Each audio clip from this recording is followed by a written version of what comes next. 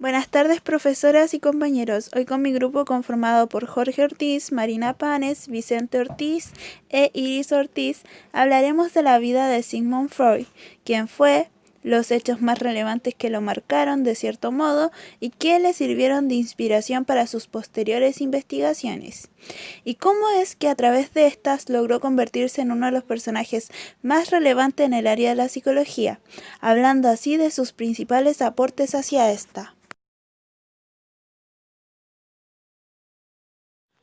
Nacimiento: Sigismund Sloan Freud, quien a los 22 años habría de cambiar este nombre por el de Sigmund Freud, nace el 6 de mayo de 1856 en Freilich, en la antigua Moravia, lo que actualmente se conoce como Pribor, y está ubicado en la República Checa, a unos 250 kilómetros de Viena.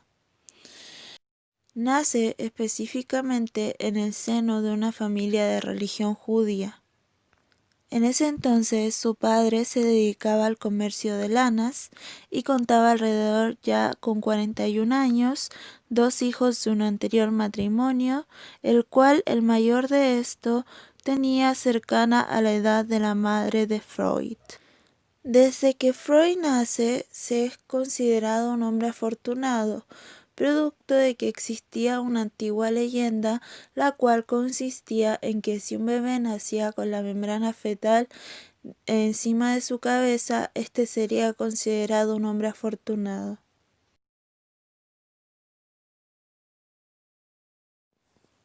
Hechos importantes que de cierto modo lo pudieron haber marcado. Entre los que se puede mencionar es la abrupta mudanza que tuvieron que realizar en 1859, dado a la crisis económica que estaba atravesando su familia, lo cual primero fue que se trasladaron a Leipzig y luego a Viena, y ahí fue donde vivió largos años de su vida y distintas dificultades.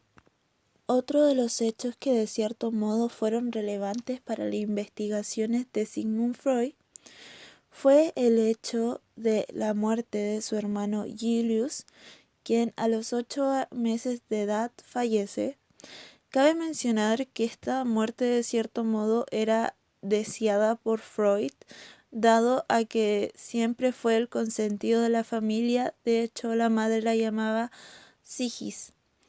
Entre otros de los hechos relevantes fue que alrededor de los 4 años de edad, Sigmund Freud sentía de cierto modo excitación al ver a su madre desnuda. Otro de los hechos igualmente relevantes fue el hecho de los juegos infantosexuales que tenía junto a su primo Hans, que era años mayores que él, al igual que el orinar de cierto modo deliberadamente alrededor de sus 7 años la habitación de sus padres. Como bien dije, estos hechos fueron muy relevantes para que Sigmund Freud luego realizara distintas investigaciones hacia estas áreas para lograr entender por qué a tan corta edad existía este tipo de comportamiento.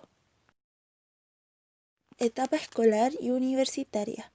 Sigmund Freud su etapa escolar la pasó principalmente en la secundaria Johannes Sperl, en la cual estuvo 9 años, y tras ya cumplir los 17 años, esta finalizó en 1873. Cabe mencionar que Sigmund Freud siempre fue de obtener buenas calificaciones, lo cual le permitió de cierto modo considerar distintas posibilidades frente a lo que iba a cursar en la universidad, entre las cuales estuvo Derecho y Medicina, decidiéndose finalmente por estudiar medicina, pero no para ejercer, sino más bien para poder investigar de modo más científico la condición del ser humano. Tras ya especializarse en la carrera de medicina, a mitad de esta carrera toma la determinación de dedicarse a la investigación biológica, por lo cual desde 1876 a 1882 trabajó en el laboratorio del fisiólogo Ernest von Bruckner, interesándose así de cierto modo en la estructura nerviosa de los animales y en la anatomía del cerebro humano. Cabe mencionar que de cierto modo en esta época comienza su amistad con el médico vienés Joseph Breuer, quien era 14 años mayor que él y quien le aportó de cierto modo moral y materiales para sus investigaciones. En 1882, por motivos económicos, decide desistir de la carrera de investigador y dedicarse a la vida como médico. Cabe mencionar que la experiencia que ganó en el área clínica trabajando en el laboratorio del fisiólogo Ernest von Bruckett de cierto modo le permitió ganar un prestigio, por lo cual desde 1882 hasta agosto de 1885 trabajó en distintos hospitales generales de Viena, decidiendo así especializarse en la neuropatología. En 1884 se le encargó el estudio sobre el uso terapéutico de la cocaína. Cabe mencionar que lo experimentó en su persona, pero no se convirtió en un toxicómano. Pero sí causó algunos que otros inconvenientes, como el de empujar a la adicción a su amigo von Fletch al tratar de curarlo de la morfinomanía, agravando aún más este hecho. Matrimonio. En 1882 conoció a Martha Bernays, quien sería su futura esposa, la cual pertenecía a una familia de intelectuales judíos. El mismo hecho del deseo de contraer matrimonio y el escaso recurso económico que tenía en ese entonces, como bien expliqué, fueron los que derivaron a que desistiera de la carrera de investigador y decidiera ganarse la vida como médico. Tras ya realizar su viaje a París, de regreso a Viena, contrajo matrimonio en 1886 en el mes de septiembre. Después de un largo noviazgo, distintas rupturas y reconciliaciones, como consecuencia en especial de los celos que Freud sentía de cualquier persona que le mostraba de cierto modo afecto a Marta. Tras ya pasar los 10 años siguientes de boda, el matrimonio tuvo 6 hijos, 3 niños y 3 niñas, de las cuales la menor de estas, Ana, que había nacido en diciembre de 1895, habría de convertirse en psicoanalista infantil. El inicio del psicoanálisis. Poco antes de casarse, Freud abrió una consulta privada como neuropatólogo utilizando la electroterapia y la hipnosis para el tratamiento de las enfermedades nerviosas. Bueno, el psicoanálisis comienza con uno de los hitos más importantes, que sería la unión entre Breuer y Freud, la cual terminó en la creación del psicoanálisis, pero derivó a que su relación de amistad terminara. Las ideas de Freud comienzan cuando, entre 1880 y 1882, Breuer había tratado un caso de histeria, por lo cual le habló a Freud de los síntomas que mostraba esta patología, que eran parálisis intermitente de las extremidades, así como trastornos del habla y de vista, por lo cual Breuer le explicó a Freud que tras ya analizar y ver este estudio se dio cuenta que a través de que la paciente se encontraba en periodos hipnóticos, los síntomas de esta enfermedad desaparecían y así se podría controlar a sí misma. En 1886, luego de haber comprobado Freud en París la operativa de la hipnosis, le pidió a Breuer que le hablara nuevamente del caso, lo cual permitió generar así un libro sobre la histeria. Cabe mencionar que durante la creación de esta obra en conjunta con Breuer, Freud desarrolló sus primeras ideas sobre el psicoanálisis. En 1896, luego de romper con Breuer de forma un tanto violenta su relación de amistad, Freud empezó a transformar la metodología terapéutica que aquel había calificado como catarsis, basada en la hipnosis, lo que él mismo denominó el método de libre asociación, trabajando solo víctimas del desprecio de los demás médicos. El tratamiento de sus pacientes le llevó a forjar los elementos esenciales de los conceptos psicoanalíticos de inconsciente, represión y transferencia, En 1899 apareció su famosa obra La interpretación de los sueños, y en 1905 se publicó 3 contribuciones a la teoría sexual. Lo que ya he mencionado, de cierto modo, llevó a que en 1905, aunque con pocos discípulos, se viera el inicio del psicoanálisis, grupo que con el tiempo fue aumentando y fue interesando más discípulos en el campo de la investigación psicoanalítica. En primavera de 1908, por invitación de Carl Gustav Jung, celebraron en Hamburgo el primer congreso psicoanalítico. Al año siguiente, en 1909, Freud y Jung viajaron a Estados Unidos, invitados a pronunciar una serie de conferencias en la Universidad Clark de One Center y Massachusetts, comprobando así, para su sorpresa, que el entusiasmo era muy impresionante sobre el pensamiento freudiano en Estados Unidos, y les sorprendió el hecho de que fuera antes que en Europa. En 1910 se fundó en Nuremberg la Sociedad Internacional de Psicoanálisis, precedida y que en ese entonces fue presidente Jung, quien conservaba su presidencia hasta 1914, año en que se vio obligado a dimitir, producto de la ruptura fallada por el mismo Freud. En 1913 se produjo esta ruptura, producto de que Jung declaró como inadecuado la aplicación junguiana del concepto de libido, más allá de su significado estrictamente sexual. En 1916 se publicó la Introducción al psicoanálisis. Freud nos habla sobre la represión y la resistencia. Esta es una instancia donde un individuo encuentra un choque entre dos pensamientos y sentimientos, en el cual uno tendrá que sobreponerse ante el otro. Sin embargo, esto desarrolla distintas afecciones posibles, como los fetiches, debido a la represión de uno de estos pensamientos confrontados. Esto por lo general puede provenir de temas relacionados con lo que un individuo quiera y desea. Sin embargo, encontrando como tope temas como el arte, la religión, la ética, la política, en general sobre nuestra cultura. Para presentarnos esto, nos pone el ejemplo de una luz fuerte que está apuntada hacia los ojos de una persona. Dicha persona obviamente intentará cubrirse los ojos o desviar la luz de alguna forma. Sin embargo, esto hacer algún proceso interno de cada persona donde se ven confrontados sentimientos u pensamientos importantes para esta, puede desencadenar las facciones como fobias, parálisis histéricas o rituales. O también pueden presentarse como sueños, chistes u actos fallidos. Esto de forma de defensas complejas que cada persona crea. Posteriormente, Freud también nos habla sobre la sexualidad de la gente.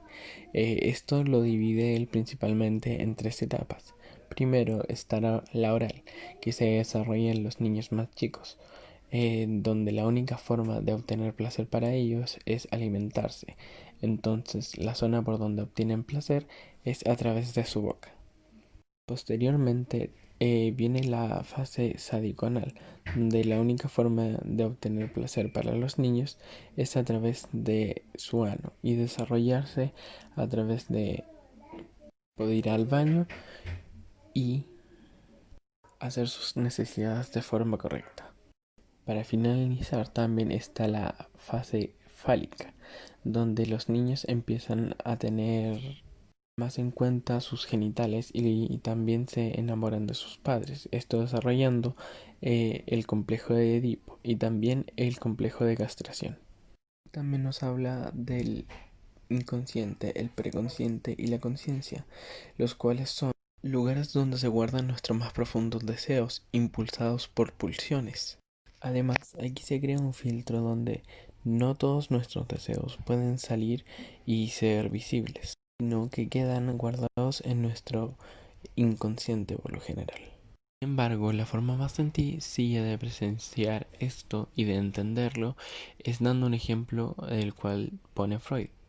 en donde nos tenemos que situar en una habitación muy amplia donde se encuentran todas las cosas, la cual da a una habitación mucho más pequeña donde hay cosas mucho más seleccionadas. Por lo tanto, la habitación más grande es asimilada como inconsciente y la habitación más pequeña asimilada como el consciente, donde hay cosas mucho más fijas y objetivas. Sin embargo, Freud también habla sobre el concepto del yo, el ello y el superyo. Estas son básicamente fases o una especie de personalidades las cuales están dentro de cada uno de nosotros. El ello tratándose sobre una personalidad que se rige netamente por conseguir placer y satisfacer sus necesidades. Posteriormente está el superyo, quien es totalmente opuesto, esté rigiéndose por lo general por las normas y leyes aprendidas de cada individuo, provenientes según su religión, sus padres o según lo que le hayan enseñado. Sin embargo, posteriormente encontramos al yo, quien es un ser que está como entre medio de ambos y siempre mantiene como una mediación entre ambas personalidades. La forma de complacer al ello, pero a través de las normas del super yo. Otro gran aporte de Freud es que nos habla del precio de la vida. Él decía que la esencia profunda del hombre son las pulsiones elementales.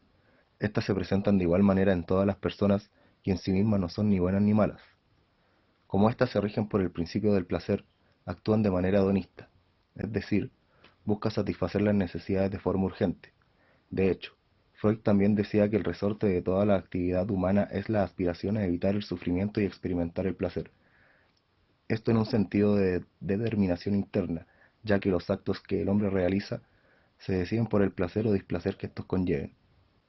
Sin embargo, existen tres fuentes que actúan a modo de barrera o dificultad para las tendencias fundamentales, y estos son la caducidad del cuerpo, la fuerza destructora de la naturaleza y la relación con sus semejantes. Estas tres fuentes pueden obligar a la renuncia de satisfacciones de distintos niveles de intensidad y aceptar algunos sufrimientos para evitar otros mayores. La conclusión de Freud sobre esto es que la vida humana solo es posible al precio de restringir en alguna manera el placer tanto a nivel individual como colectivo. Según Freud, la posibilidad de la cultura y que un individuo pueda integrarse en esta comienza a crearse desde el inicio del proceso de constitución del yo, y esta va de la mano con empezar a entender el significado de la otredad, es decir, reconocer a otro ser como semejante, colaborador u hostil. Se podría acotar que en ese mismo proceso donde el yo integra en sí vinculaciones positivas con los demás, también comienza a comprender que tendrá que competir contra tendencias hostiles. Estos dos tipos de disposiciones son las que fundan y condicionan los distintos métodos que los hombres tienen para relacionarse entre sí. Freud también nos habla del comienzo de la evolución cultural. Especifica que desde los inicios de la historia de la especie humana tienen directa relación con la percepción y experiencia del otro como semejante, colaborador o hostil. De la ayuda de dos teorías, una de Darwin que básicamente dice que en los primeros tiempos un padre violento controlaba el monopolio de hembras y expulsaba a sus hijos antes de la adolescencia, y otra de Robertson, que habla de sacrificar un animal considerado antepasado protector para ser comido. Tomando esto como base, Freud hizo la conjetura de que los adolescentes expulsados de su tribu por el padre dominante se unían para matar a este último y comerlo, dando paso así al poderío de la comunidad por sobre el individual y al origen de las organizaciones sociales, prohibiciones morales y religión. Por otra parte, Freud nos cuenta del malestar de la cultura, que se puede definir como una lucha constante entre las pulsiones de vida y las pulsiones de muerte, ya que para que la cultura sea más justa, el individuo debe renunciar a innumerables placeres que no son retribuidos de manera razonable, generando así hostilidad en él mismo. En pocas palabras, vemos cómo las pulsiones de muerte atentan contra el objetivo principal de una cultura, el cual es lograr una unión que abarque cada vez más amplitud. El vínculo que Freud tenía con la filosofía se puede dividir en dos tiempos, ya que en un principio la reconocía, pero desde que comenzó a forjar las teorías psicoanalíticas la rechazó por completo e incluso ironizaba con esta. Un breve resumen de estas posiciones ambiguas sería de la siguiente manera. En su estancia en la Facultad de Medicina, Freud asistió a los seminarios de Franz Brentano, quien era un célebre filósofo aristotélico. Fue entonces que el joven Freud se interesa por la historia de la filosofía, leyendo obras de Descartes, a Locke, a Leibniz, a Hume y a Kant. Es más, llegó a ser un alumno del mismo Brentano en un curso de lógica aristotélica. Sin embargo, desde sus primeros escritos netamente psicoanalíticos, Freud deja al descubierto su postura de rechazo hacia la filosofía, a veces de manera bastante explícita, esto con base en las precisiones teóricas de sus escritos. Esta postura de rechazo la tendría hasta el día de su muerte. Es así como queda en evidencia el cambio radical de posición de Freud. Para algunos se trata de una denegación del mismo Sigmund, para otros el discurso freudiano acerca de la filosofía es tornadizo, múltiple y ambivalente. Pero no cabe duda que Sigmund Freud se formó filosóficamente hablando con uno de los filósofos más destacados de su época.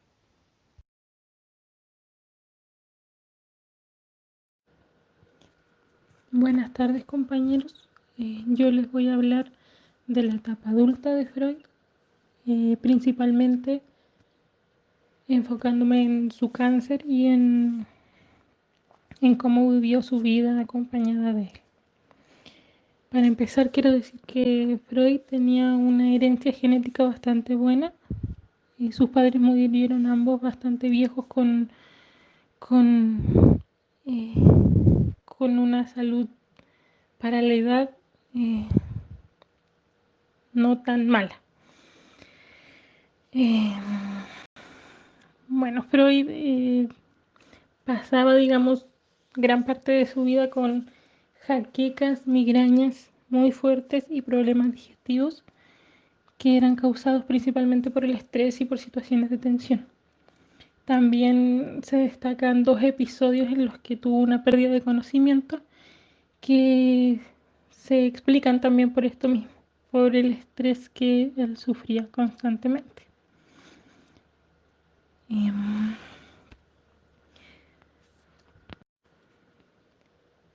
En 1917, Freud observa unas molestias en su paladar a las que atribuye, digamos, a dejar de fumar.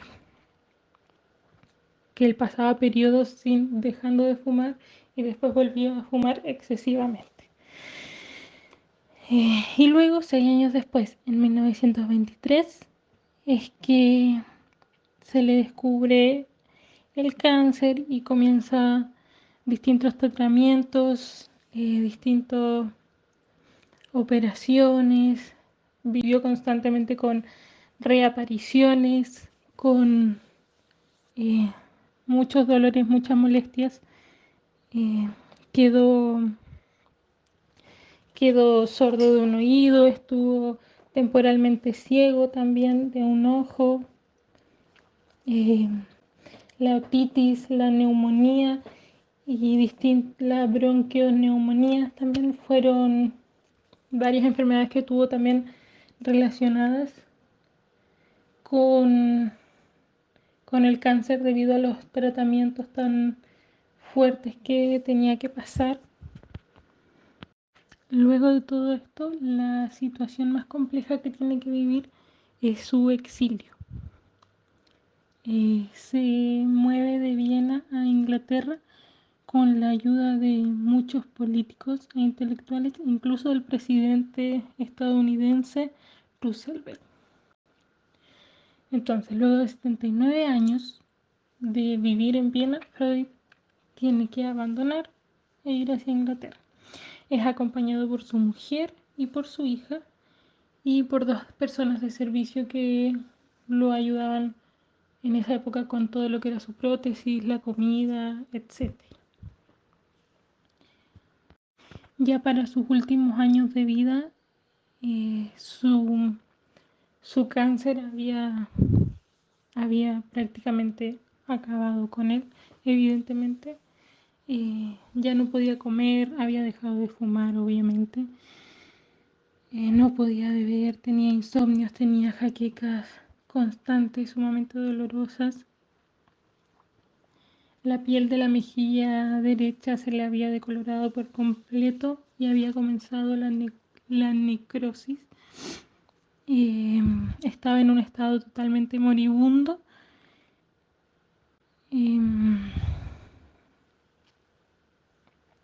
Ya esperando prácticamente la muerte. Hay que recordar que Freud no le tenía ningún temor a la muerte.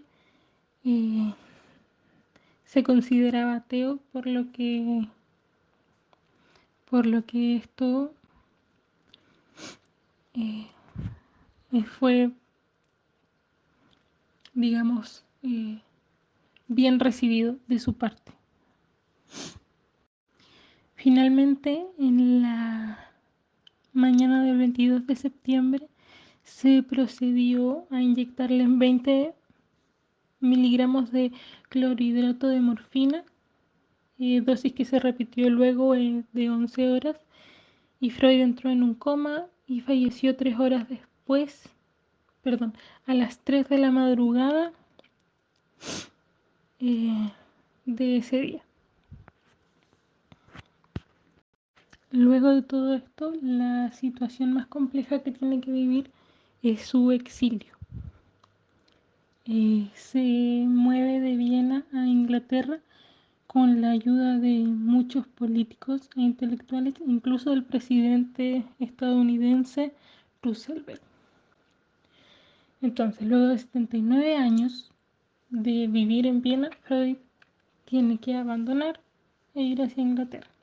Es acompañado por su mujer y por su hija y por 2 personas de servicio que lo ayudaban en esa época con todo lo que era su prótesis, la comida, etc.